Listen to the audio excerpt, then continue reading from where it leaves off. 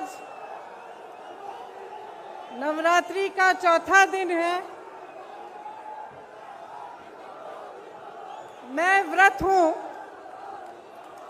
तो मैं मां की स्तुति से शुरू करना चाहती हूं। या देवी सर्वभूतेषु शक्ति रूपेण संस्थिता नमस्तस्यै नमस्तस्यै नमस्तस्यै नमो नमः। सर्वमंगल मांगल्ये शिवे सर्वार्थ साधिके शरणे त्र्यंबके गौरी नारायण नमोस्तुते। मेरे साथ कहिए जय माता दी, जय माता दी, जय माता दी। मैं उपस्थित सभी नेतागण को यहाँ पे मैं उनका स्वागत करना चाहती हूँ। श्री भूपेश बघेल जी, श्री अजय कुमार लल्लू जी, श्रीमती आराधना मिश्रा मोना जी, श्री दीपेंद्र हुडा जी, श्री प्रमोद तिवारी जी, श्री सलमान खुर्शीद जी, श्री पीएल पुनिया जी, राजेश मिश्रा जी, अजय राय जी, श्री इमरान प्रतापगढ़ी जी, प्रदीप माथुर जी, विवेक बंसल जी, प्रदीप जैन आदित्य जी, दीपक सिंह एमएलसी जी, जितेंद्र सिंह एक्सएमपी, कमल किशोर कमांडो जी, किशोरीलाल शर्मा जी, मोहम्मद मुकीम जी, नदीम जावेद जी, राकेश सचान जी, सुप्रिया श्रीनेट जी, सोहेल अंसारी जी, जफर अली नकवी जी, पंकज मलिक जी, ब्रिजलाल खाबरी जी, श्री अनुग्रह नारायण सिंह जी, उपस्थित प्रदेश कांग्रेस के कमेटी के पदाधिकारी, फ्रंटल विभाग प्रकोष्ठ के पदाधिकारी, सभी जिला शहर अध्यक्ष, युवा, किसान, महिला और मीडिया के मेरे साथी, आप सबका इस सभा में बहुत बहुत स्वागत। जैसे मैंने कहा, नवरात्रि चल रही है। इस समय मुझे उचित लगा कि मैं आपसे अपनी दिल की बात कहूं। जो सच्चाई मैंने उत्तर प्रदेश में पिछले 2 सालों से देखी है, जब से मैं यहाँ पे काम कर रही हूँ, वो सच्चाई मैं आपके सामने रखना चाहती हूँ। शुरू में जब मैंने यहाँ काम करना शुरू किया तो एक घटना हुई यहाँ से कुछ ही दूर सोनभद्र में। इस घटना में 13 आदिवासी खेत में काम कर रहे थे। जब पुलिस प्रशासन की सहमति से कुछ लोग उनकी जमीन लेने की कोशिश कर रहे थे, वो लोग आए, ट्रैक्टर जीप लेके आए और उन्होंने मारपीट की, गोली चलाई और 13 आदिवासियों को शहीद किया। सोनभद्र में नरसंहार हुआ। जब मैं उनसे मिलने गई तो मेरे मन में एक बात बहुत स्पष्ट मुझे लगी। जिस परिवार के पास मैं जा रही थी, वे कह रहे थे हमें मुआवजा नहीं चाहिए, हमें पैसा नहीं चाहिए किसी सरकार का, हमें न्याय चाहिए। लेकिन दीदी, हमें न्याय की उम्मीद नहीं है। उसके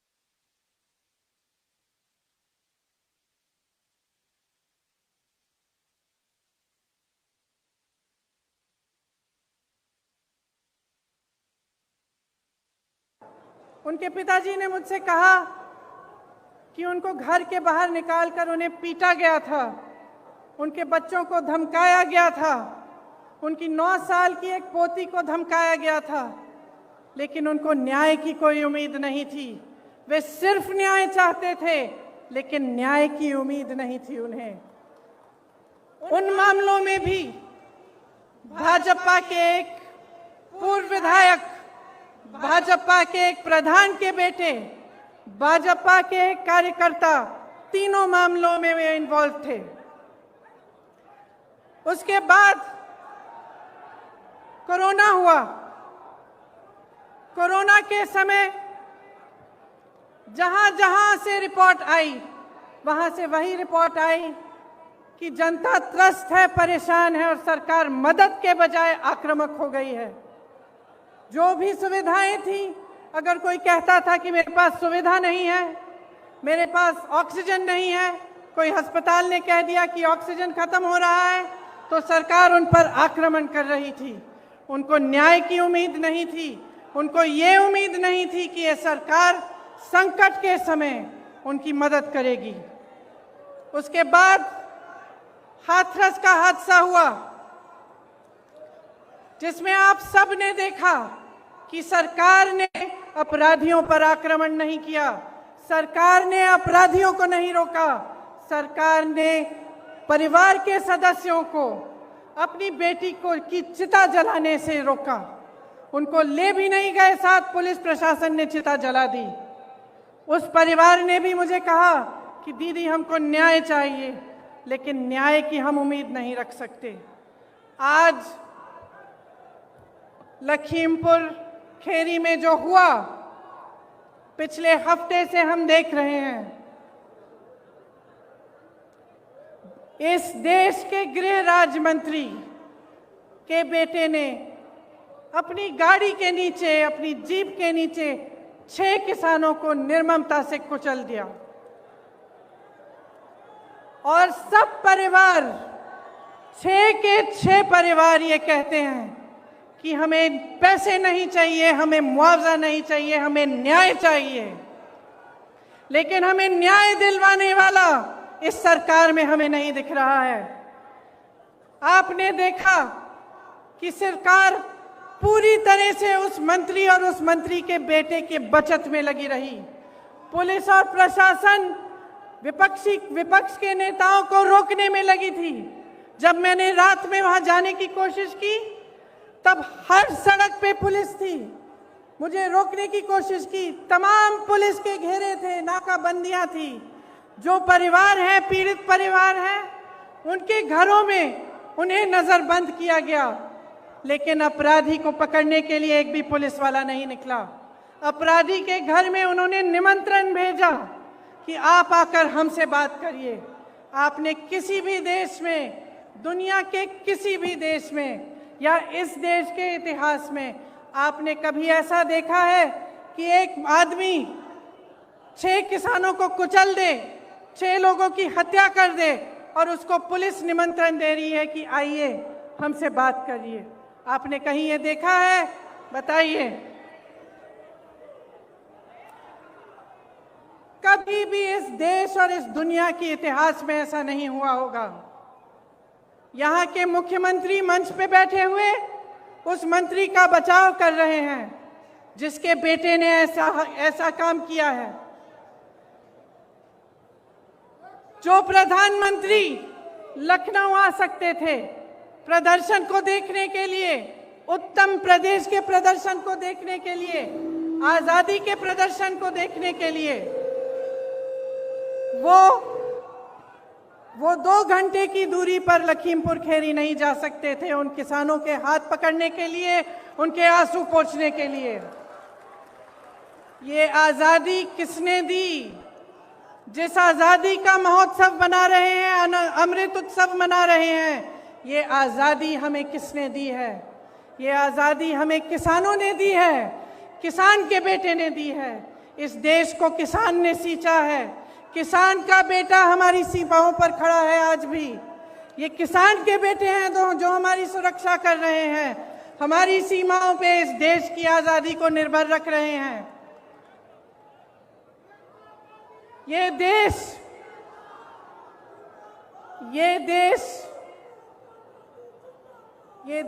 क्या है? ये देश एक आस्था है, एक उम्मीद है। इसी न्याय की उम्मीद पर इस देश को आज़ादी मिली। जब महात्मा गांधी जी आज़ादी की लड़ाई लड़ने के लिए गए तो उनके दिल में ये था कि मेरी जनता को, मेरे लोगों को, मेरे देश के किसानों, दलितों, मेरे देश की महिलाओं को, देश के गरीबों को न्याय मिलना चाहिए। न्याय पर हमारा संविधान आधारित है, लेकिन इस देश में न्याय की उम्मीद सब छोड़ चुके हैं। तो मैं आपसे कहना चाहती हूं कि जब लखीमपुर खेरी में मैं शहीद नक्षत्र सिंह जी के घर गई, उन्होंने मुझे बताया कि उनका बेटा सीमा सुरक्षा बल में दाखिल हुआ है। जब मैं अगले परिवार से मिलने गई तो मुझे बताया गया कि उनके तमाम भाई बहन सेना में देश की सुरक्षा करते हैं। जब मैं रमन कश्यप पत्रकार के घर गई, मुझे बताया गया कि उनको काम करते करते मारा गया, उनको जीप के नीचे कुचला गया क्योंकि वो वीडियो ले रहे थे, सच्चाई दिखाना चाह रहे थे। सारे परिवारों ने यही कहा कि हमें न्याय मिलने की उम्मीद नहीं है। तो अगर हमारे देश में कोई कुचला जाता है, किसी के प्रति हिंसा होती है, किसी पर अत्याचार होता है और उसको न्याय मिलने की उम्मीद नहीं होती, तो किसके पास जाएगा? अगर सरकार, मुख्यमंत्री, प्रधानमंत्री, गृह राज्य मंत्री, विधायक सभी मिले हुए हैं, सभी अपनी पीठ मोड़ देते हैं उनकी तरफ, तो किसके पास जाए जनता और क्या करे? आप जानते हैं कि किसान ने 9-10 महीनों से एक आंदोलन जारी रखा है। 300 दिन से अधिक ये आंदोलन चला है। इसमें 600 से अधिक किसान शहीद हुए हैं। क्यों कर रहे हैं ये आंदोलन? ये आंदोलन इसलिए कर रहे हैं क्योंकि ये जानते हैं कि ये सरकार के जो 3 कानून हैं, उनके जरिए उनकी आमदनी, उनके खेत, उनके फसल सब इस सरकार के खरबपति मित्रों के पास जाने वाली है, उनके कब्जे में होने वाली है। मोदी जी के अरबपति मित्रों ने पिछले साल हिमाचल से सेब 88 रुपए किलो में खरीदा था। इस साल वही सेब 72 रुपए किलो में खरीद रहे हैं और सबकी मजबूरी हो गई है कि वो सेब का दाम घटाएं। किसान की लागत बढ़ गई है, क्योंकि फसल की कीमत तय करने का फैसला खरबपति कर रहे हैं। इसीलिए मनचाहे ढंग से कीमत घटा दी गई। ये स्थिति पूरे देश में होगी। जब इनके कानून लागू होंगे तो आपकी खेती, आपके फसल सब आपसे छीना जाएगा। मोदी जी ने जो आंदोलन कर रहे थे उन किसानों के बारे में क्या कहा? उन्हें आंदोलनजीवी कहा, आतंकी कहा। योगी जी ने उपद्रवी कहा, धमकाने की कोशिश की। इसी गृह राज्य मंत्री ने धमकाकर कहा कि मैं 2 मिनट में तुम्हें सबक सिखा दूंगा। आंदोलन करने की कोशिश की तो 2 मिनट में सबक सिखा दूंगा। दुनिया के कोने कोने तक हमारे प्रधानमंत्री घूम सकते हैं, अमेरिका जा सकते हैं, जापान जा सकते हैं, देश देश में भ्रमण कर सकते हैं, लेकिन अपने किसानों से बात करने के लिए अपने घर से मात्र 10 किलोमीटर दूर दिल्ली के बॉर्डर तक नहीं जा सकते।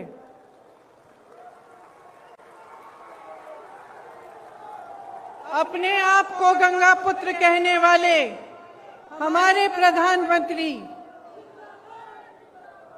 ने गंगा मैया के आशीर्वाद से खेतों में फसल लहलहाने वाले करोड़ों गंगा पुत्रों का अपमान किया है। उनकी पूरी आमदनी, उनकी खेती, उनके फसल अपने खरबपति मित्रों को देने की साजिश की है। क्या वो जानते हैं कि आपके प्रदेश में किसान कितनी समस्याओं से जूझ रहा है? क्या वो जानते हैं कि आवारा पशु की कितनी बड़ी समस्या है यहाँ। क्या रात को आपकी सड़कों पे उन्होंने चल के देखा है कि हर किलोमीटर, हर आधे किलोमीटर पे आवारा पशु बैठे हुए हैं? मैंने देखा है, मैंने देखा है।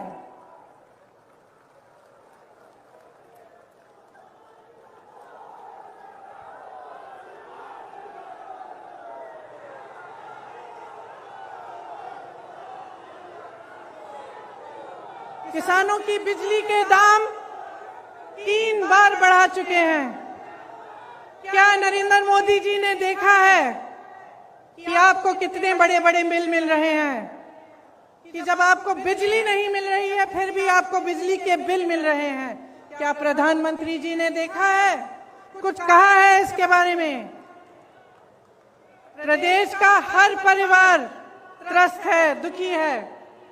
धान और गेहूं का दाम नहीं मिलता, यूरिया खाद बेहद महंगा हो गया है, जीएसटी, खेती के जो खेती में काम करने के इंस्ट्रूमेंट होते हैं उन पर भी जीएसटी लगा रखी है। 100 रुपए का पेट्रोल, 90 रुपए का डीजल, 900 रुपए में रसोई का गैस।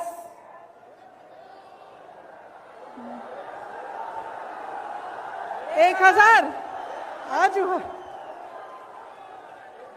1000 रुपए में रसोई का गैस। 23 करोड़ लोग गरीबी रेखा से नीचे चले गए हैं। कोयला खत्म हो रहा है, बेरोजगारी चरम पे है। जहां जहां जाओ बेरोजगार युवा मिलते हैं। परसों मैं लखनऊ की एक बस्ती में गई। मैं इसलिए गई थी क्योंकि योगी जी ने एक ऐसे शब्द इस्तेमाल किए सफाई कर्मचारियों के प्रति, मेरी बहनों के प्रति, जो रोज सुबह अपने घर में झाड़ू मारती हैं, जो सफाई करते हैं, हमारे देश, हमारी शहरों को साफ रखते हैं, उनके प्रति उन्होंने अब शब्द कहे। तो मैं एक बस्ती में गई वाल्मीकि मंदिर में झाड़ू लगाने के लिए और उन सब से बात करने के लिए जो इस काम को अपनी आमदनी के लिए, अपने बच्चों को पढ़ाने के लिए करते हैं। उन सब ने मुझे बताया, मैं घर गई, घर गई, एक घर से दूसरे घर गई, हर घर में मुझे बताया। अपने युवा बच्चे मेरे सामने लाए।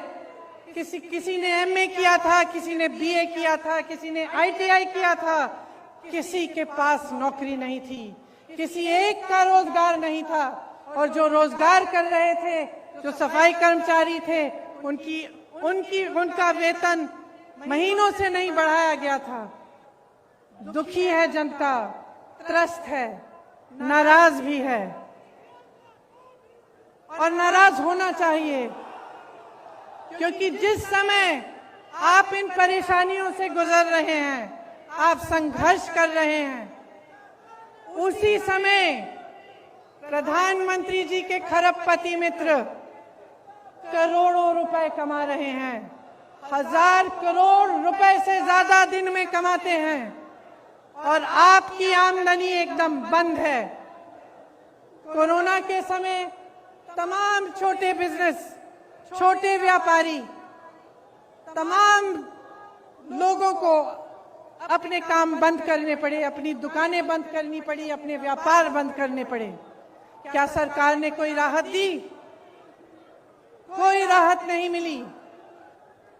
सिर्फ आपको प्रताड़ित किया, कभी जीएसटी, कभी नोटबंदी, कभी कुछ और। सब देशों में, इस पूरी दुनिया में, सब देशों में जहां जहां कोरोना की मार पड़ी, सरकार ने राहत दी, लेकिन आपको कोई राहत नहीं मिली।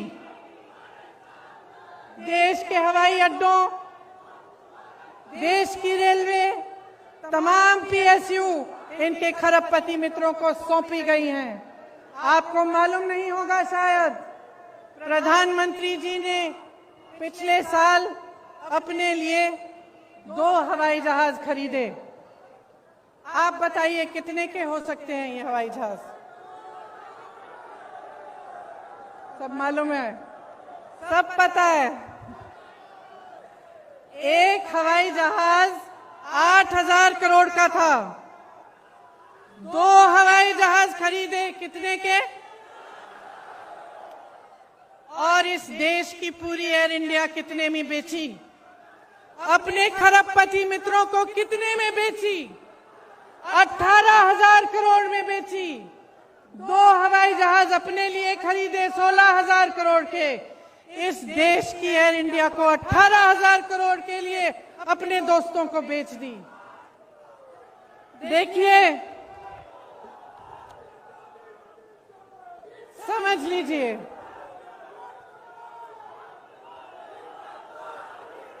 समझ लीजिए, जब जब मैं बात करती हूं लोगों से, जब मैं लोगों से बात करती हूं,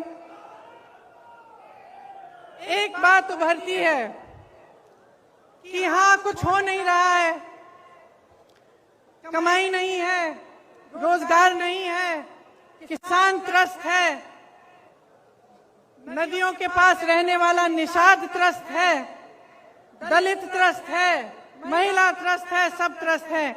लेकिन दीदी, एक बात है कि मीडिया में बहुत आता है कि हम सुरक्षित हैं।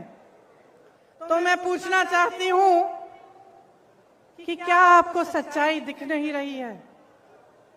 इस देश में सिर्फ 2 तरह के लोग सुरक्षित हैं आज।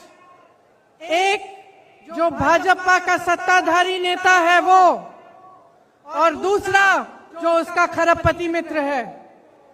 सिर्फ 2 तरह के लोग सुरक्षित हैं।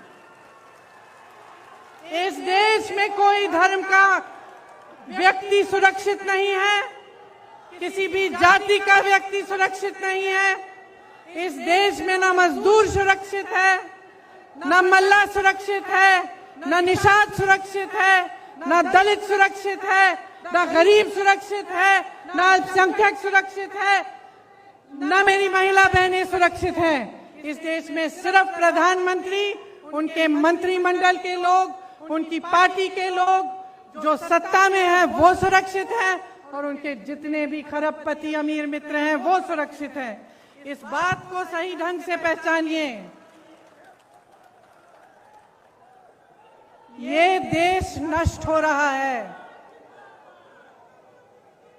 इस बात को पहचानिए। जितने भी इश्तिहार बस स्टैंडों पे लग रहे हैं, बड़ी बड़ी होर्डिंग्स लग रही हैं, इनके पीछे जो सच्चाई है आप जानते हैं। आप जी रहे हैं उस सच्चाई को, आपका अनुभव है। आप बताइए, आपको फसल का दाम मिलता है? गैस सिलेंडर मिलता है आपको? भर पाती हैं आप? आपके बच्चों को रोजगार मिलता है? तो सच्चाई क्या है? और इस सच्चाई को बोलने से लोग डर क्यों रहे हैं? किस चीज से भय है? क्या हो जाएगा? समय आ गया है, चुनाव की बात नहीं है, अब देश की बात है।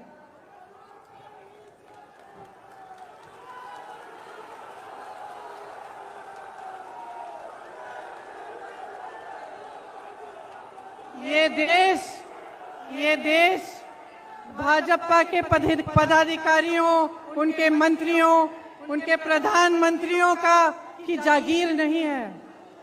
ये देश आपका देश है, आपका देश है। इस देश को कौन बचाएगा? कौन बचाएगा इस देश को? अगर आप जागरूक नहीं बनेंगे, समझदार नहीं बनेंगे, आप इनकी राजनीति में उलझे रहेंगे, तो आप ना अपने देश को बचा पाएंगे, ना अपने आप को बचा पाएंगे। आप किसान हो, इस देश की आत्मा हो।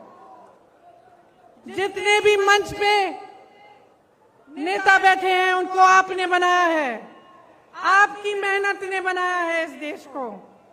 ये कभी मत भूलिए। जो आपको आंदोलनकारी कहते हैं, जो आपको आतंकवादी कहते हैं, उनको न्याय देने के लिए मजबूर करिए। कांग्रेस के जितने भी कार्यकर्ता यहाँ हैं, किसी से नहीं डरते हैं, किसी से नहीं डरते हैं।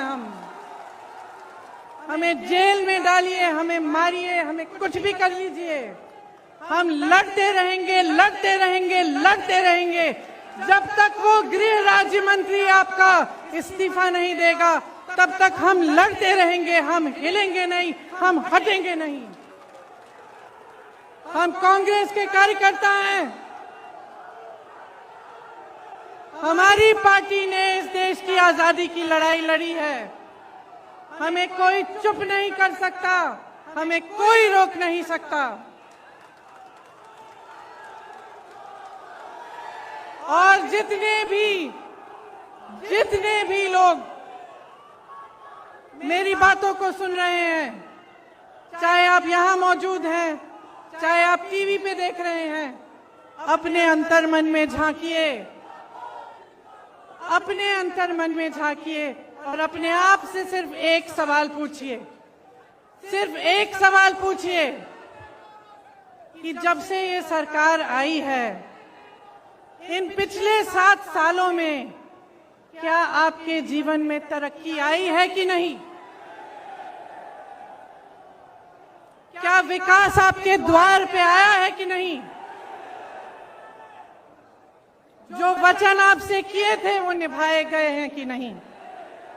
सिर्फ ये एक सवाल पूछ लीजिए और अपने ही मन में ईमानदारी से इस सवाल का जवाब दीजिए। और अगर इस सवाल का जवाब यही है कि आपके जीवन में तरक्की नहीं हुई, तो आ जाइए, मेरे साथ खड़े होइए, कंधे से कंधा लगाइए और लड़िए। बदलिए सरकार को, परिवर्तन लाइए, अपने प्रदेश को बदलिए, क्योंकि मैं तब तक नहीं रुकूंगी जब तक यहाँ पर परिवर्तन आए। मैं आप सबको बहुत बहुत धन्यवाद देना चाहती हूँ कि आप यहाँ आए, इतनी धूप में मेरा इंतजार किया। आप सबको नवरात्रि की बहुत बहुत शुभकामनाएं। जय माता दी, जय हिंद, जय किसान, जय किसान, जय जवान, जय किसान, जय जवान, जय हिंद, जय हिंद, जय हिंद, जय हिंद, जय हिंद, जय हिंद। लड़ेंगे, लड़ेंगे।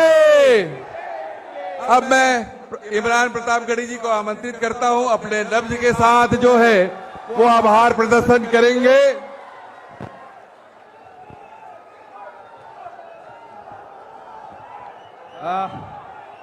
आदरणीय प्रियंका जी के बाद मुझे आदेशित किया गया है कि मैं आभार प्रदर्शित करूं। मेरी आंखों के सामने हजारों की तादाद में पूरा उत्तर प्रदेश उमड़ आया है। आप धूप में खड़े हैं, मैं आपकी इस जिजीविषा को सलाम करता हूं। नया पाने की चाहत में पुराना छूट जाता है, तुझे अपनाऊं तो मुझसे जमाना रूठ जाता है। मोहब्बत पढ़ने लिखने में बहुत आसान है, लेकिन मोहब्बत को निभाने में पसीना छूट जाता है। आप यहाँ कांग्रेस की मोहब्बत में खड़े हैं, पसीने में खड़े हैं, मैं आपको सलाम करता हूं। मैं चाह रहा था कि मैं दीदी से पहले 2 शब्द बोल लूं, एक नज्म सुना लूं, लेकिन अब आदेशित किया गया है तो मैं दीदी के लिए एक नज्म 2 मिनट में सुनाना चाहता हूं। अगर आप सब आदेश करें तो मैं सुना दूं। आवाम का है, किसान का है, सवाल लोगों की जान का है। मैं मंच के साथियों से भी चाहूंगा कि 2 मिनट, मैं चूंकि शायर हूं तो मैं चाहता हूं कि मुझे वो माहौल भी मिल जाए तो मैं थोड़ा सा बेहतर से सुना सकूं। आवाम का है, किसान का है, सवाल लोगों की जान का है जो भी कातिल हैं, जो भी शामिल, उन्हीं से इसका जवाब लेंगे। सनद रहे हम हिसाब लेंगे, सनद रहे हम हिसाब लेंगे, सनद रहे।